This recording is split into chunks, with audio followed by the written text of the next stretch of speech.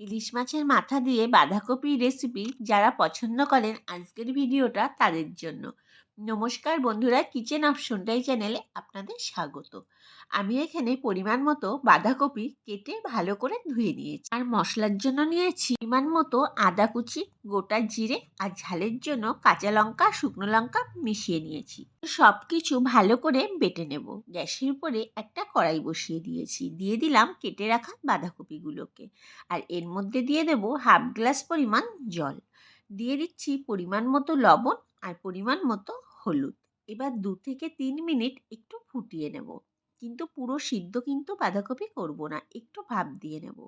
ওই 2-3 মিনিট ফুটিয়ে নেওয়ার পর এখন বাঁধাকপিগুলোকে জল ঝরিয়ে অন্য পাত্রে তুলে নেব। কড়াইতে পরিমাণ মতো তেল বসিয়ে দিয়েছি, তেলটা ভালো মতো গরম হয়ে গেলে ইলিশ মাছের মাথা দুটোকে ভাজার জন্য দিয়ে দেব। এবার লাল করে ভেজে নিতে হবে। এক পিঠ ভাজা হয়ে গেলে মাথা দুটোকে উল্টে দিয়েছি, অপর পিঠও একইভাবে লাল করে ভেজে নেব। এরকম যখন লাল হয়ে আসবে তখন মাছের মাথা দুটোকে তুলে নিচ্ছি। এবার তেলের মধ্যে কেটে রাখা কয়েকটা আলু দিয়ে দিলাম পরিমাণ মতো লবণ আর পরিমাণ মতো হলুদ। এখন আলুগুলোকেও একটু লালচে করে ভেজে নেব।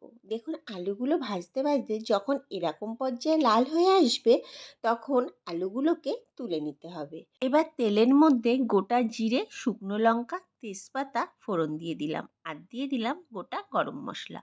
গোটা গরম মশলার মধ্যে এলাচ, লবঙ্গ আর দারচিনি দিয়েছি। দিয়ে দিলাম একটা টমেটো কুচি, পরিমাণ মতো লবণ আর হলুদ দিয়ে দিলাম। এখন টমেটোটাকে ভালো করে নাড়াচাড়া করে নেব যতক্ষণ না টমেটোটা ভালোভাবে গলে না যায়। 2 থেকে 3 মিনিট নাড়াচাড়া করার পর যখন টমেটোটা এরকম পর্যায়ে চলে আসবে তখন ভাপ দিয়ে রাখা বাঁধাকপিটাকে দিয়ে দেব। এবার তেলের মধ্যে বেশ ভালো করে নাড়াচাড়া করে নেব। 3 থেকে 4 মিনিট মতো বাঁধাকপিটাকে একটু ভেজে নিতে হবে। 3 মিনিট পর যখন দেখবেন বাঁধাকপিটা একটু শুকনো শুকনো হয়ে এসছে, মানে গায়ের জলটা পুরো শুকিয়ে গেছে, তখন এর মধ্যে বেটে রাখা মশলাটা দিয়ে দেব। এবার মশলার সাথে বাঁধাকপিটাকে বেশ ভালো করে নাড়াচাড়া করে নেব। গ্যাসের ফ্লেমটাকে মিডিয়াম টু হাইতে রেখে কিন্তু মশলাটা কষিয়ে নেব, ততক্ষণ না মশলা থেকে কাঁচা গন্ধটা চলে না যায়। এইভাবে কষিয়ে নেওয়ার পর যখন দেখবেন বাঁধাকপিটা একদম মাখো মাখো হয়ে এসছে মশলার সাথে, তখন এর মধ্যে ভেজে রাখা আলুগুলোকে দিয়ে দেব।